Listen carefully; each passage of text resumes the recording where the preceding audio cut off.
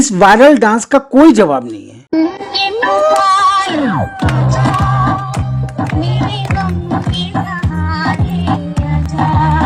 जी हाँ, इस डांस को देखकर ऐसा ही लग रहा है कि स्वर्ग लोक में किसी परी के नाचने की झलक शायद इसी तरह की होती होगी, ऐसा लग रहा है। आज लगभग 68 साल बाद भी लता दीदी के गाए इस गीत को सुनकर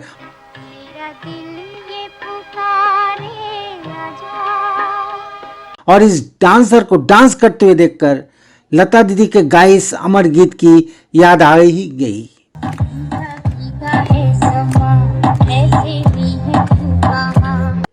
प्रणाम, मैं निर्मलेंदु सुहाना सफर से। आज मैं आपको बताऊंगा कि यह गीत कैसे बना और यह भी साथ में बताऊंगा कि इस फिल्म में हेमंत कुमार को निर्माता नहीं लेना चाहते थे, क्यों? चलिए समझने की कोशिश करते हैं। इस डांस में डांस मूव्स के अलावा ध्यान देने वाली बात, सबसे प्रभावशाली बात यह है कि इस गायिका ने एक ऐसा गाना चुना जिसे कोई भी कभी भी परफॉर्म करने का जोखिम उठाना ही नहीं चाहेगा, और वो भी किसी एक घरेलू मेहंदी समारोह में। लेकिन इस डांसर ने कमाल कर दिया है और इसीलिए यह वीडियो बहुत तेजी से वायरल हो रहा है।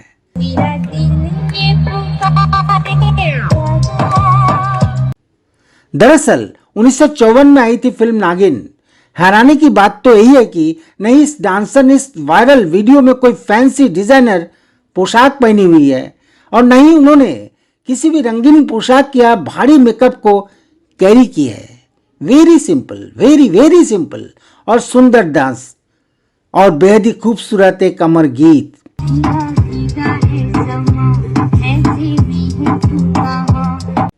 सच तो यह है कि लोग अब 68 साल बाद इस गाने को लगभग भूल चुके हैं।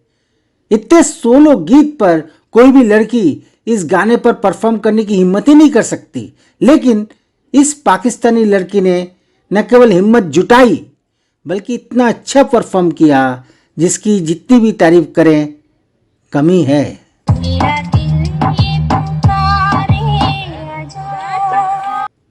परफेक्ट एक्सप्रेशंस, परफेक्ट सिंग, परफेक्ट पोस्चर और गीत पर परफेक्ट एक्टिंग।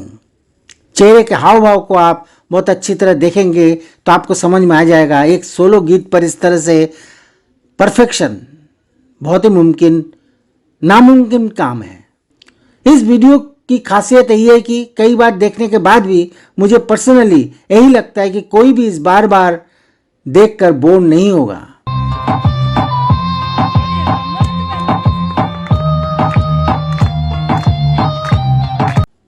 पाश्चात्य संगीत से ओतप्रोत पुराने शास्त्रीय हिंदी गीतों का संयोजन इस लड़की के सुंदर स्टेप्स और आकर्षक अभिव्यक्ति के साथ साथ उनके साधारण कपड़े और एक पारिवारिक समारोह, यह सब कुछ इस वीडियो को इतना रिच यानी इतना वैसनी बना देता है, अनायास से मुंह से निकल आता है माइंड ब्लोइंग।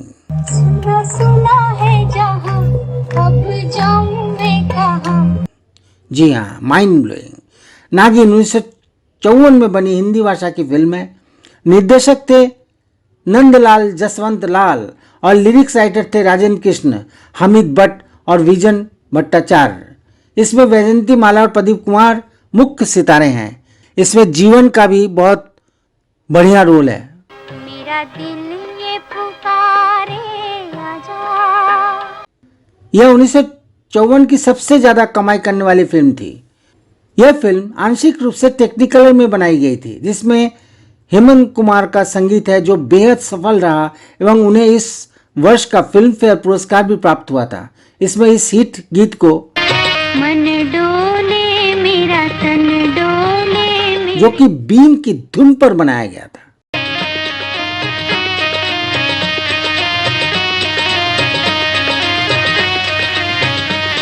इस एल्बम में 13 ट्रैक शामिल है, जिसका बीन म्यूजिक कल्याण जी द्वारा क्वेली ओलिन पर और रवि द्वारा हारमोनियम पर प्ले किया गया था।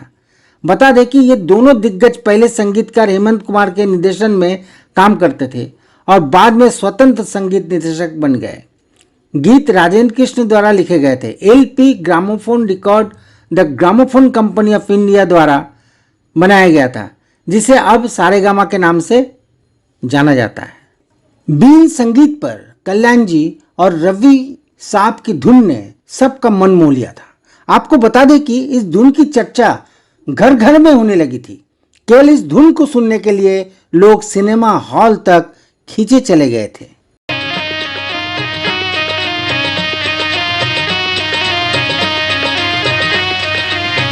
लता मंगेशकर के गाए इस गीत ने सारे रिकॉर्ड तोड़ दिए थे। इस गीत के रिकॉर्ड इतने बिके कि निर्माता और ग्रामोफोन कंपनी मालामाल हो गए। मेरे दिल का गया करार। हेमंत कुमार के गाए सोलो गीत को भी लोगों ने खूब पसंद किया। तेरे द्वार खड़ा एक जोड़ी। लता मंगेशकर के इस गीत को भी लोगों ने खूब सुना, क्योंकि इस गीत का पिक्चराइजेशन टेक्निकलर में किया गया था। सुन रसिया, काहे को जलाए जिया जा। गीत को हेमंत कुमार और आशा भोसले ने गाया है, लेकिन गीत की धुन पुरानी होने के कारण लोगों ने इसके कैसेट्स नहीं खरीदे, लोगों ने कम पसंद किया। लता मंगेशकर के गाए इस गीत को भी लोगों ने नकार दिया। जादूगर सैया छोड़ो मोरी बैया, हो गई आधी रात। गीत गाकर लता मंगेशकर ने यह सिद्ध कर दिया कि वो भी एक वर्सेटाइल गायिका हैं। इसकी मदमस्त धुन ने भी लोगों को खूब रिझाया और लोगों ने इस गीत को भी खूब सुना। लता मंगेशकर और हेमंत कुमार के गाए इस गीत को भी लोगों ने ज्यादा पसंद नहीं किया।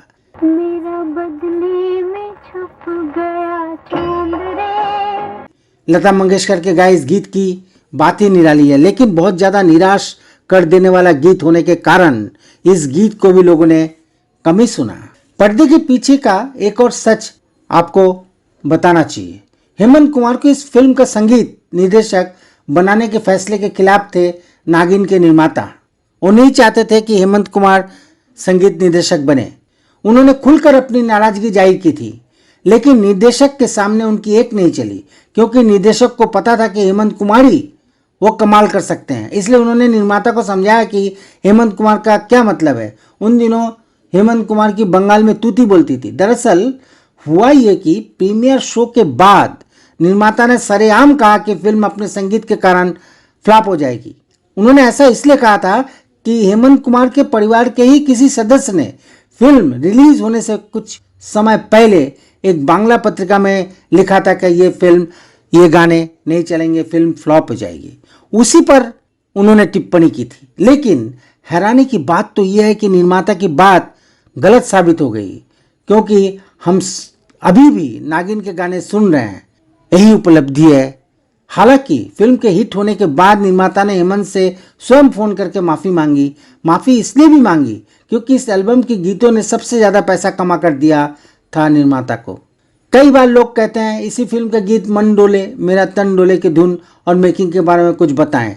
चलिए सुनते हैं कि नागिन धुन की कहानी क्या कहती है। मन डोले मेरा तन डोले, मेरे दिल का गया करार। सन 1954 में रिलीज हुई थी यह फिल्म। इस गीत पर जब अभिनेता प्रदीप कुमार बीन बजाते हैं तो उस बीन की धुन पर अभिनेत्री वैजयंती माला बेसुध होकर नाचने लगती है।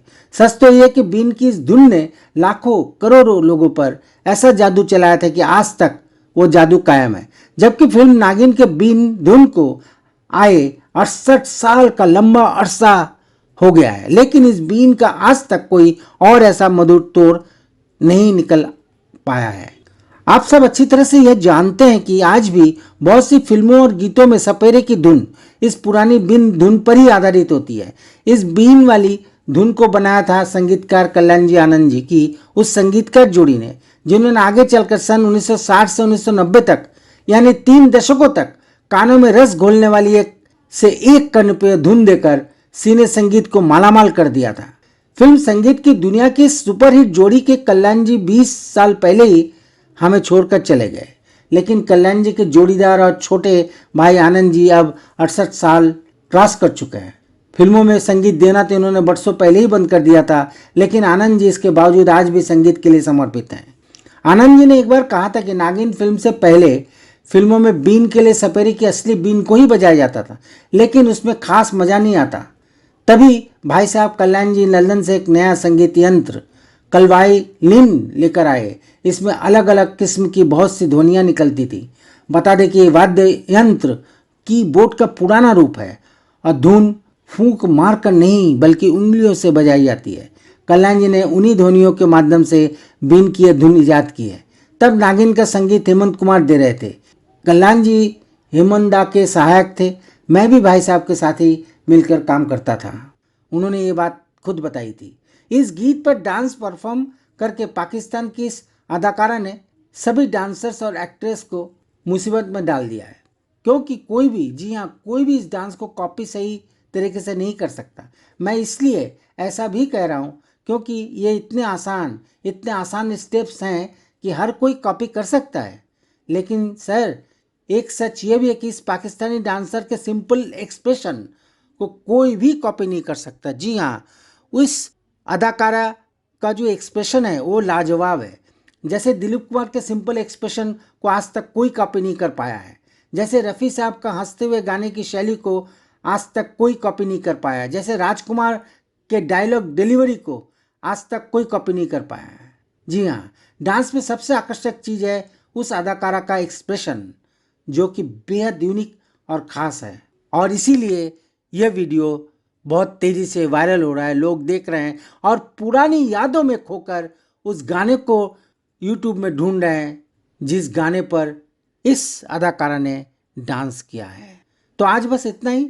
उम्मीद है कि हमारा यह प्रयास आपको अच्छा लगा होगा। अच्छा लगा होगा तो शेयर और सब्सक्राइब करें और कमेंट्स भी कर दें। प्रणाम।